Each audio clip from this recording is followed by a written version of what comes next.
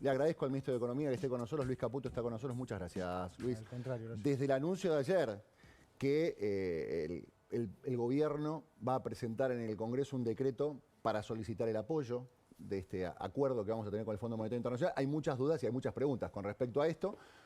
Hay dudas que se hace el mundo financiero, la prensa especializada y la gente que está en su casa. Entonces, mi idea es tratar de entender esto y explicárselo a todo el mundo, porque tiene muchas cosas técnicas, Sí, muchas. y al mismo tiempo la gente no termina de entender muchas cosas técnicas. Entonces, quiero aprovechar para que me cuente un poquito. A ver, primero, ¿de qué se trata este acuerdo? Hasta donde usted me pueda contar. ¿De qué se trata este acuerdo?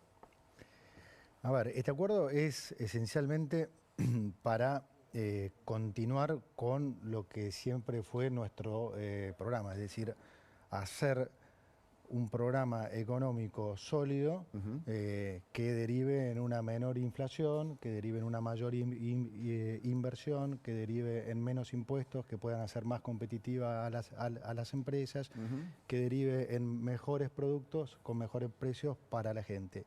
¿En qué influye en esto el acuerdo con el fondo? Bueno, sin ninguna duda le da más robustez al programa. ¿Por qué? Porque pensá que nosotros terminamos con el déficit fiscal. Entonces ahora tenemos superávit fiscal, tenemos superávit comercial, terminamos con la emisión monetaria. Y ahora, a través de este acuerdo, lo que logramos es que haya de esa emisión monetaria un mayor respaldo de reservas con respecto a esos pesos. Esta es un poco la clave. Cuando decimos para que mejore el balance del Banco Central. O sea, suena un poco sofisticado, pero claro, no es tan sofisticado. No, Sino si tuviéramos es tan que ir a una difícil. economía doméstica, ¿no? Claro. En una casa, ¿hay alguna forma de explicarlo dentro de una casa? ¿Qué situación tiene el país? ¿Qué rol cumple el Fondo Monetario Internacional y qué le estamos pidiendo? A ver, pues, lo voy a tratar de explicarlo lo más simple que pueda. El Banco Central, como toda, digamos, si querés, como toda empresa, tiene un balance con sus pasivos y sus activos. Sus pasivos son sus deudas, ¿sí? Que es la cantidad de pesos emitidos. Sí. Cuando nosotros llegamos, ese pasivo estaba descontrolado, porque acordate que se emitían pesos por el déficit que tenía el Tesoro Nacional y se emitían pesos, a su vez, por los pasivos remunerados por las famosas LEVAX, LELIX. Sí. Entre los dos eran 15 puntos de déficit. Eso nosotros lo controlamos rápidamente porque terminamos con el déficit fiscal el primer mes y terminamos con el déficit del Banco Central a los 6 meses. Bien. Entonces, la parte de del pasivo está hoy, digamos, muy bien controlada. No se emiten más pesos. Sí. Ahora, esos pesos tienen que tener, naturalmente, para que vos tengas una moneda fuerte y menos inflación, tienen que tener un respaldo en sus activos. Sí. La parte de los activos que nosotros heredamos también estaba descontrolada, porque acordate que el gobierno anterior se gastó todas las reservas y más. Nosotros heredamos casi 12.000 millones de reservas negativas y además una deuda del central con los importadores de más de 40.000 millones de dólares. O sea, gastó reservas y gastó plata de los argentinos, podríamos llamar. Claro, o sea, la emisión de pesos, que es en definitiva deuda del Banco Central, estaba descontrolada y la parte de los activos cada vez eran menos. Ahora, pasamos a controlar la parte de las deudas, porque no se emitieron más pesos, y la parte del activo lo hemos venido reconstruyendo paulatinamente durante el 2024. Acordate que a pesar de que muchos digan que el tipo de cambio estaba atrasado, el Banco Central compró más de 20.000 millones de dólares, que es un récord histórico. Ahora bien, esos 20.000 millones de dólares no los pudimos guardar todos como reservas en el central, porque además no teníamos financiamiento. Entonces tuvimos que usar una buena parte de esos dólares para pagar otras deudas, para pagar deudas con el mercado, para pagar al fondo, a los organismos multilaterales. Entonces tuvimos que pagar muchas de esas deudas. Entonces, en el activo del Banco Central todavía sigue siendo un activo flojo, que teníamos dos alternativas: seguir recomponiéndolo paulatinamente, como lo hicimos durante el 2024 con el Banco Central comprando reservas, o llegar a un acuerdo con el fondo que nos diera, digamos, nuevos fondos frescos para mejorar ese activo del Banco Central. ¿Y por qué es importante mejorar ese activo del Banco Central? Porque esas son las reservas que respaldan los pesos. Entonces, naturalmente, si vos tenés reservas, mayores reservas y más sólidas, más respaldado van a estar tus pesos. Entonces, eso se traduce en menos inflación para la gente. No, para la gente, para los economistas, para los periodistas, hay una explicación. Para la gente se va a ver en esto, digamos, este préstamo, ¿es un préstamo, es un crédito, es una reformulación de créditos anteriores? ¿De qué se trata esto? Claro, implica, es buena la pregunta porque vale la aclaración. Implica nuevos fondos, no implica más deuda. Y alguno dirá, pero ¿cómo? Si es nuevos fondos, ¿cómo no implica más deuda? Esto? Bueno, por lo que te decía antes, en el activo del Banco Central, hoy, ¿qué tiene respaldando esos pesos? Tiene unos bonos del Tesoro que se llaman letras intransferibles, que algunos dirían que son papelitos de colores. Sí. Entonces, nosotros, con los dólares que nos da el Fondo Monetario, lo que vamos a estar haciendo es recomprándole esa deuda del Tesoro en poder del Banco Central y la liquidamos, la tachamos. Entonces, matamos esa deuda. Entonces, por un lado estamos reduciendo deuda, que es la que le compramos, esas letras intransferibles que le compramos al Banco Central, y por otro lado estamos tomando esta deuda con el fondo. Entonces estamos en el neto, no aumenta la deuda, pero sí mejora muchísimo la calidad del balance del Banco Central, porque ahora en vez de haber papelitos de colores respaldando los pesos, ahora hay dólares. Entonces es mucho mejor para todos los argentinos. Hay mucha gente que dice esto es buenísimo y hay mucha gente que dice cada vez que vamos al fondo nos metemos en un problema. Hay gente que está recuperando tweets suyos o del presidente Milei criticando las veces que se fue, por ejemplo, en el gobierno anterior al fondo.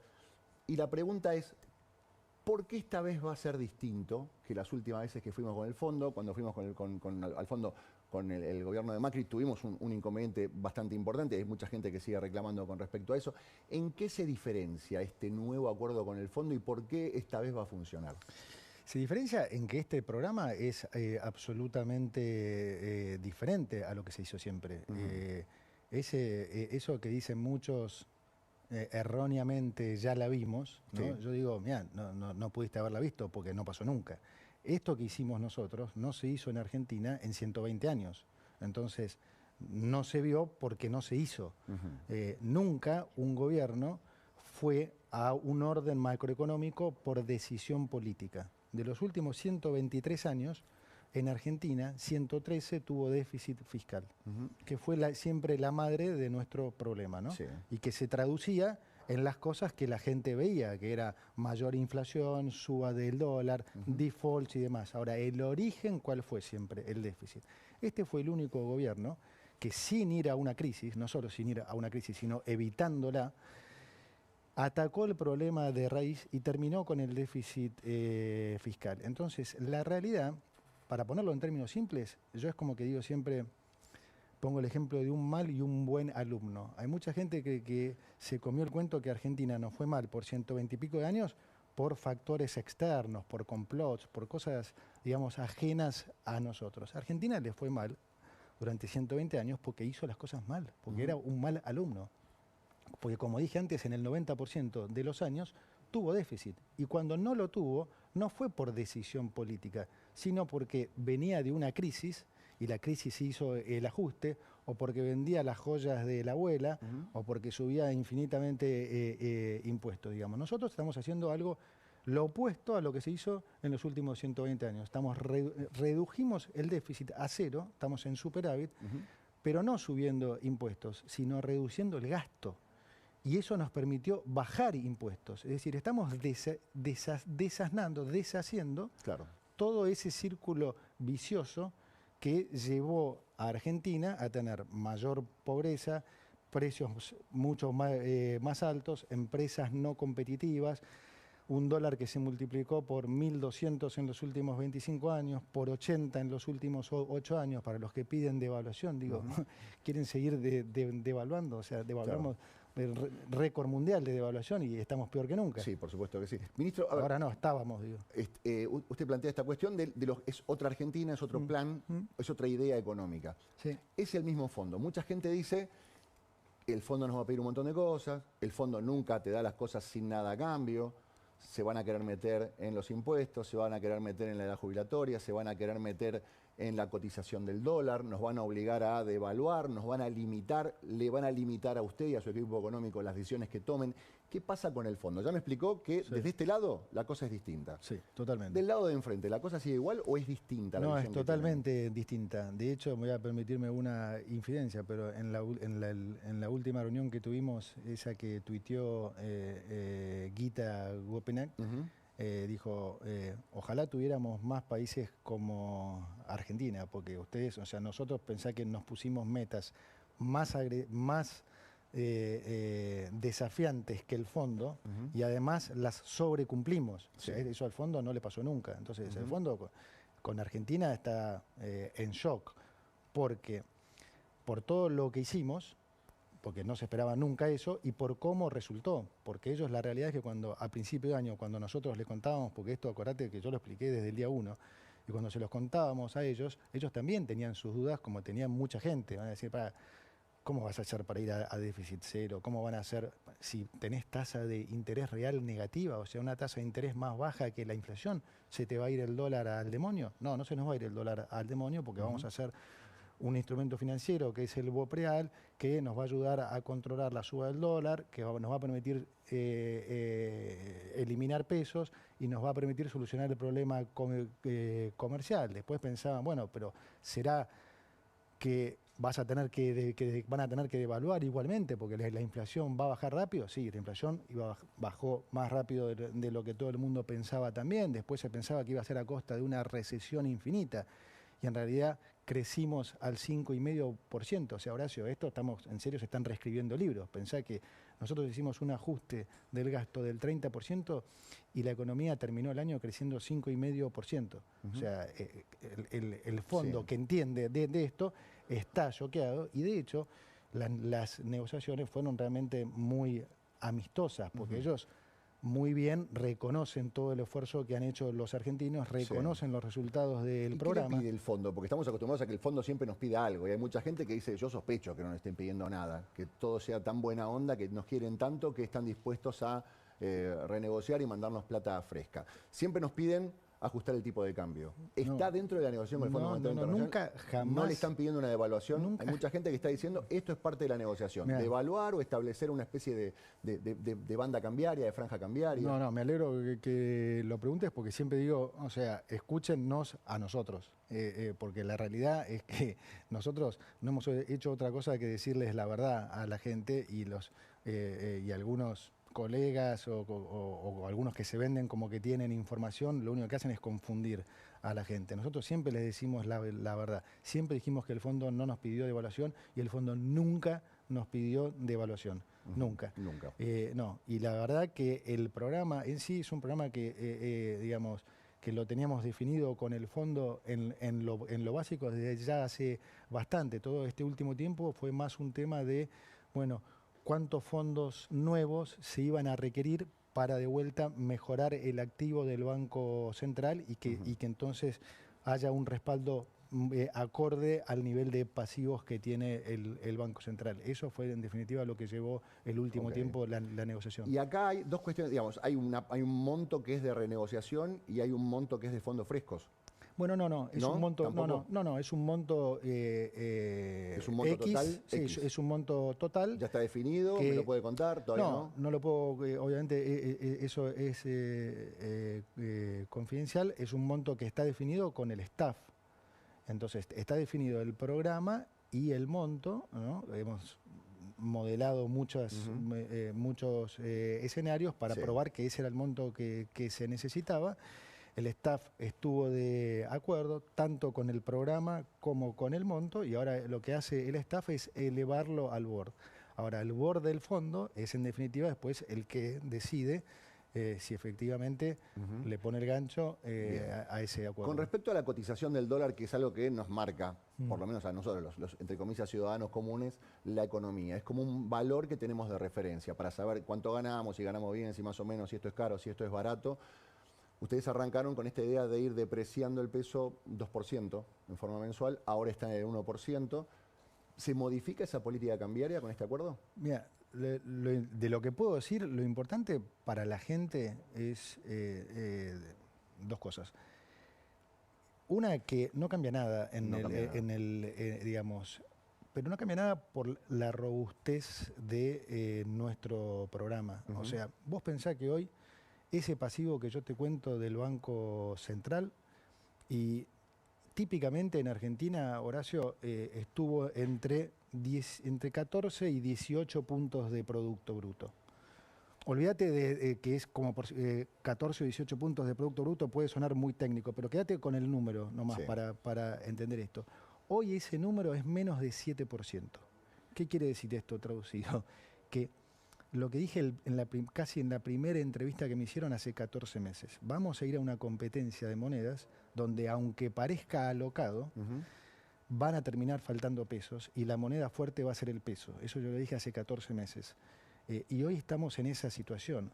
¿Qué quiere decir que sean apenas 7 puntos de producto? Que no hay pesos. O sea, la economía necesita una cierta cantidad de pesos para funcionar, a menos que creamos que volvemos al trueque, no sé, que vos te querés comprar un cuaderno y tenés que llevar 4 vasos. O sea, no. Entonces, hoy hay el hecho de tener tan controlado la cantidad de pesos hace que eventualmente pueda haber un poco de volatilidad acotada en el tipo de cambio, pero nunca puede haber un cimbronazo, porque para que pase eso tiene que haber suficiente cantidad de pesos. No hay, a ver, a diferencia de otras cosas, a ver si entiendo bien, hubo un momento donde estábamos todos con un montón de pesos y queríamos sacárnoslos de encima y recurríamos al dólar. Usted dice que es una situación al revés, son pocos los pesos y que en el momento que se levante el cepo no hay pesos para que la gente salga corriendo a comprar esos dólares. Lo dijiste mejor que yo. Cada vez hay menos pesos y cada vez va a haber más dólares. Eso nos va a permitir entonces poder salir del cepo sin que haya ningún problema. Ok, perfecto. Por eso esa era una de las 3 condiciones. Acuérdate que siempre hablamos con el presidente de que teníamos que recomponer el balance del Banco Central. El presidente dijo el 1 de enero del 2026 ya no va a haber cepo. Y mucha gente se preguntaba, bueno, ¿pero qué va a pasar? ¿Va a ser en mayo, en junio, en julio o va a ser el 31 de diciembre? El acuerdo ya está, lo que falta es refrendarlo en el Congreso.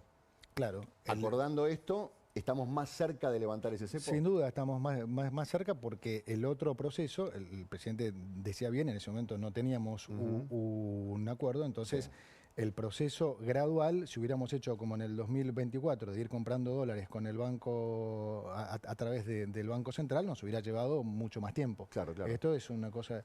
Y la otra cosa importante también que no te dije, Horacio, que me parece bueno que se entienda que también sirve el acuerdo con el fondo, es que ayuda a bajar el riesgo país. ¿Y qué implica que ayude a bajar el riesgo país? Bueno, dos cosas. Una, un mayor financiamiento y a tasas más bajas para las empresas argentinas. Entonces, si las empresas argentinas se pueden financiar a tasas más bajas, también pueden ofrecer productos a precios más bajos. Bien. O sea que eso también ayuda. Y la otra cosa es que al bajar el riesgo país, también nos permite a nosotros poder refinanciar los vencimientos de capital.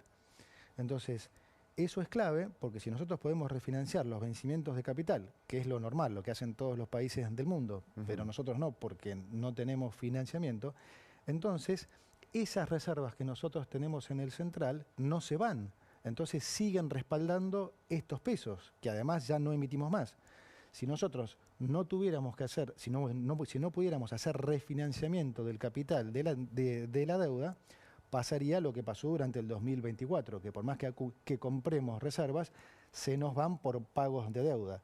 Si podemos refinanciarlo, entonces estas reservas se mantienen en el central y siguen respaldando nuestros pesos, lo que hace de vuelta que cada vez la moneda sea más fuerte y que la inflación sea más baja. Muchos dicen que el peso está tan fuerte o que se pasaron de rosca con la fortaleza del peso y hace que estemos caros en dólares, ¿no? Y que algunos rubros pierdan competitividad. Por un lado, aumenta la capacidad de compra en dólares, pero al mismo tiempo muchas de las cosas que compramos, uno ve que están caras en dólares. No hace falta más que googlear y ver cuánto cuestan algunas cosas en Chile, en Paraguay, en Uruguay, en Brasil, y en dólares estamos más caros. Y mucha gente dice, esto hay que resolverlo con una devaluación. Usted bien dijo, si las cosas en Argentina se resolvieran con devaluación, seríamos los campeones del mundo mundial, porque hemos devaluado de 1 a 1 a 1 a 1200. ¿Hay un problema de competitividad con el peso tan fuerte? No hay un problema de competitividad, hay un problema de estructura económica, hay un problema de impuestos y de competencia. ¿Cuál fue el modelo argentino exacerbado en los últimos 20 años? Un déficit, un gasto político fenomenal. Pensá que el nivel de gasto subió de 25 puntos de producto a 42, o sea, casi se duplicó. ¿Cómo se financió una buena parte de esa suba del gasto? Con suba de impuestos. Claro, cuando vos subís tanto los impuestos, las empresas, ¿qué hacen? Obviamente trasladan esa carga impositiva a los precios. Claro. Entonces todos terminan pagando, digamos, o teniendo que comprar bienes caros. Ahora, si vos los hacés competir para que esos bienes no sean tan caros, las empresas que te van a decir, no, pará, vos me subiste todos los impuestos, tenés que protegerme. Entonces terminamos con industrias muy protegidas e impuestos altos. ¿Y eso lo pagó quién? La gente. Sí, claro. Entonces nosotros venimos a dar vuelta a eso. Entonces lo primero que tenés que hacer para poder dar vuelta a todo ese proceso dañino de los últimos 20 años, que es lo que hicimos, bajar el gasto. Primero tenés que reducir el gasto para poder reducir impuestos, sí, para entonces poder hacer competir a las empresas y que entonces ahí sí, con menos impuestos y competencia, puedan ofrecer mejores productos a mejores precios. Ese es el camino. Devaluar, ya está claro que no le sirve a nadie. Devaluar, digamos, lo único que hace es, digamos, ¿y hay romperle margen para bajar los impuestos? Porque el año pasado yo lo entrevisté varias veces al presidente y siempre le preguntaba que la gente pide que le bajen los impuestos y no sienta que le bajen los impuestos. Y el presidente me decía, nosotros bajamos el impuesto más grande y más distorsivo que la inflación. Sí. ¿Hay margen, digamos, el Estado entre lo que recauda y lo que gasta y esta nueva situación económica? ¿El Estado tiene la posibilidad de bajar impuesos? Porque también pasa eso, ¿no?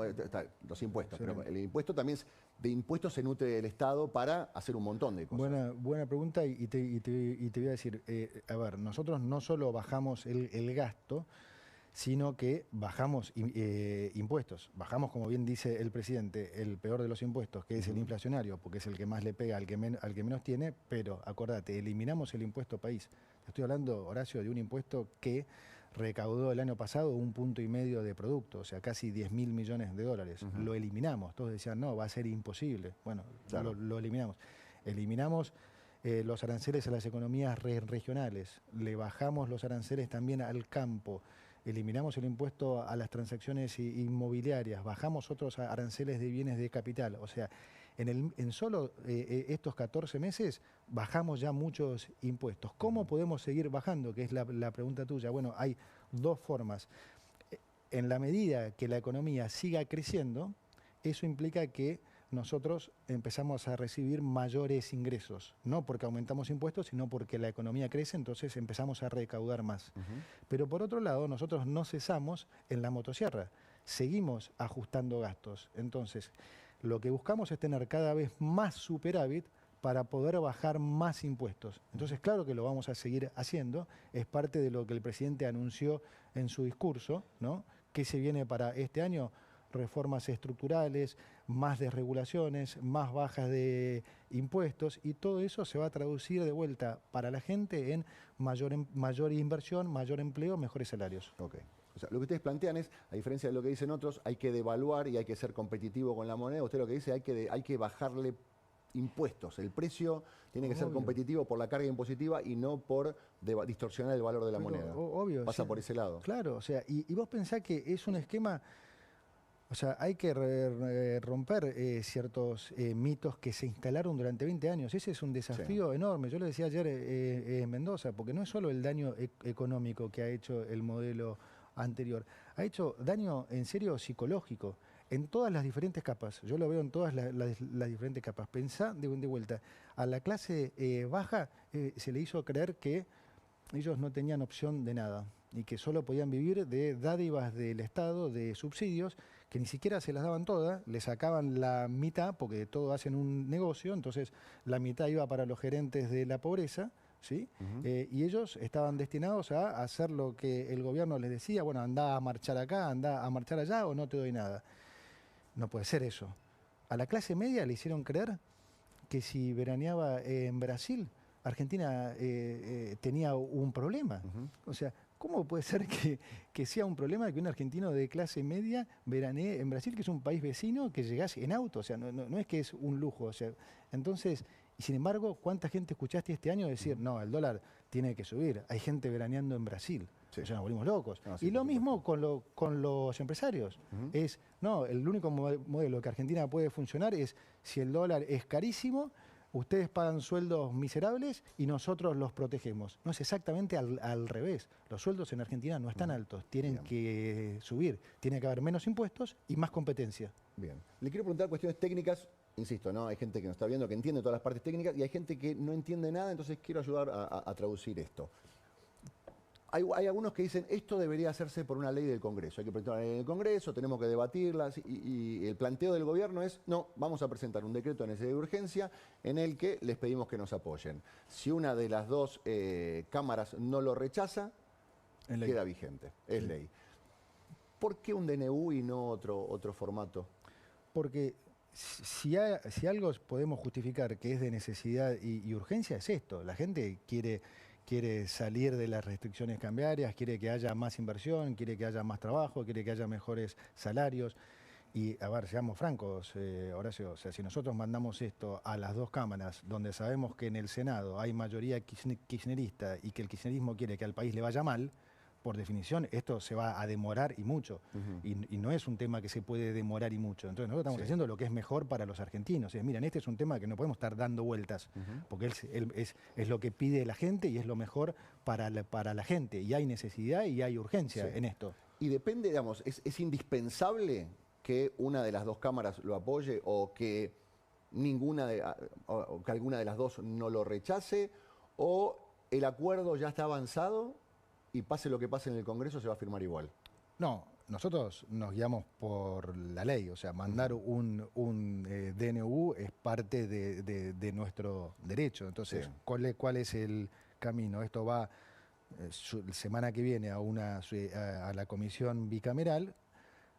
Una vez que la bicameral aprueba el dictamen, pasa a la Cámara Baja. Si la Cámara Baja no lo rechaza, entonces es ley. Y ese es el camino que más le conviene a la gente. Y pensando en los tiempos, ¿no? Porque había muchos rumores, se veía que había buena intención por parte del fondo o que las reuniones que ustedes mantenían iban por el buen camino. El presidente en la apertura de sesiones dijo, bueno, dio a entender, digamos, estamos muy cerca del acuerdo, así que le voy a pedir que me den una mano, que me ayuden, que me acompañen. ¿Hay un tiempo en el que tiene que definirse esto? ¿Para que sirva, para que funcione? No, mira, nosotros siempre, acordate, dijimos que mientras nosotros no nos desviemos de nuestro rumbo, que es lo que siempre hemos dicho con el presidente, y es la mayor garantía para todos los argentinos. Esto que te digo, que hay decisión política de mantener el orden macro. Entonces, el tiempo no era algo que nos jugaba en contra, como muchos decían. Muchos pensaban que la inflación no iba a bajar y que entonces el crawl, el aumento ese diario del tipo de cambio, que era del 2% mensual, si la inflación era muy alta, 6, 7, 8 todos los meses, ahí sí generaba un problema cambiario. Nosotros hemos bajado la inflación a niveles en las que el crawl más la inflación internacional más o menos está ahí.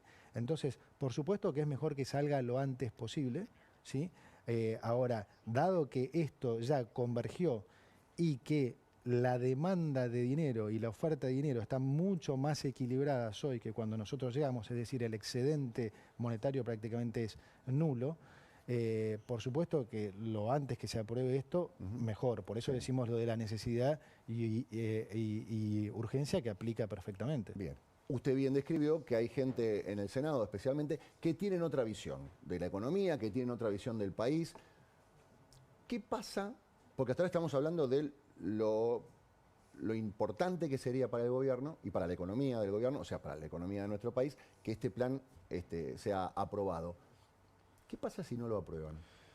Mira, a ver, yo creo que, o sea, yo respeto que haya digamos, que ellos piensen. Se lo planteo porque es un escenario que puede, digamos, en algún momento le rechazaron algún DNU al presidente, o sea, en la suma de votos es un escenario, puede haber posibilidades más o menos, pero existe la posibilidad de que las dos cámaras lo rechacen. ¿En qué complica la gestión del equipo económico? A ver, yo insisto, entiendo que, digamos, que la oposición pueda tener, o sea, pueda pensar diferente. De hecho, ellos aplicaron recetas diferentes durante 20 años.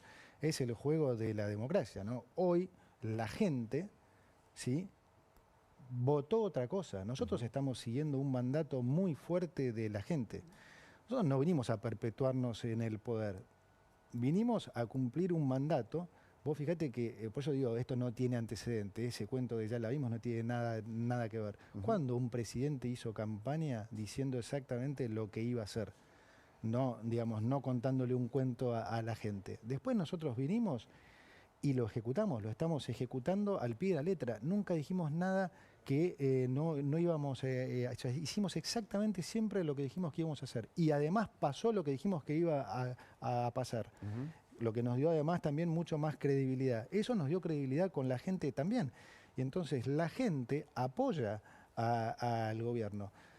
Sí, hay un determinado sector de la sociedad que, digamos, que quiere ponerse en contra de lo que la gente votó. Bueno, supongo que pagará las consecuencias en una próxima elección, porque claramente hoy la gente está contenta con lo que hemos hecho y con lo que estamos haciendo. Así que se harán cargo, supongo. Quiero preguntar con respecto a usted. Hay momentos, imagino yo, que son los momentos donde tiene un poco de tranquilidad. Es un tuitero activo, participa, responde, está desafiante en las últimas épocas. Y usted debe ser consciente que en las redes es uno de los funcionarios al que creo que más veces renunciaron. Hay rumores, hay crisis, hay problemas entre el presidente y Caputo, hay problemas entre el presidente Caputo y Sturzenegger. ¿Cómo está la relación ahí Yo creo adentro? que eso habla de la desesperación de la oposición. Porque así como que te dije antes que no hay antecedente de una situación, de un programa económico como el actual, no hay antecedente de una relación entre presidente y ministro como tenemos con el presidente de la nación. O sea, lo dice siempre él y lo digo, lo digo siempre yo. O sea, no hay antecedente. No puede haber una mejor relación entre presidente y ministro. O sea, es casi una hermandad. Se mete? Porque da la sensación, Entonces, cuando vos ves ese nivel de invento, para mí lo único que refleja ya es el nivel de desesperación que hay del otro lado. ¿Y qué tanto ruido hace para afuera? Porque, a ver, lo que vemos en redes sociales, evidentemente esos tweets, esos rumores, llegan por ahí en el medio de una negociación con un organismo internacional. Le preguntan, ¿hay confianza como para preguntarle, Luis, esto es verdad, esto es mentira? Yo creo que lo hacen porque hace ruido. ¿Hace ruido? Yo creo que sí. ¿Les ha pasado estar en una negociación y con la persona que están negociando el ruido que empieza a surgir alrededor? No, pero uno esperaría que tuviera impacto cero, porque es tan ridículo que cuando vos ya excedes el límite de credibilidad, vos tendés a pensar, bueno, la gente se tiene que dar cuenta que esto es una idiotez sublime, porque el presidente lo único que hace es elogiarnos al equipo económico y demás. La relación es sabido que es, ya te digo, de la mejor que puede haber habido entre un presidente y un ministro. Entonces, cuando vos ves que se dicen cosas así, yo hubiera esperado que tuviera impacto cero. La realidad es que no. Y probablemente, como ellos saben que no, por eso lo hacen. Pero lo que te digo de vuelta es, este es un año electoral. Vamos a escuchar cualquier cosa, porque además hoy tienen el siguiente problema, Horacio, que es que no pueden atacar lo económico, porque nosotros evitamos una crisis que el mundo entero creía que era inevitable, y hoy Argentina es otro país con lo que era respecto a hace 14 meses. Entonces, desde lo económico no tienen ningún argumento, no pueden atacar nada, entonces tienen que buscar alguna cosa que trate de poner nerviosa a la gente, pero que no puede ser por ese lado. Entonces hay que inventar algo. ¿Y qué inventamos? No sé, lo que sea. Inventar que Y ahí venían estas cosas, pero sí, sería necio si no dijera que hay mucha gente se lo cree, o alguna, sí, seguro. Clarísimo. Ministro, le agradezco mucho su tiempo. Ha sido muy amable venir a acompañarnos. Espero que no sea la última vez. No, no. Le agradezco mucho. Gracias. Seguimos, por supuesto, con muchísima información.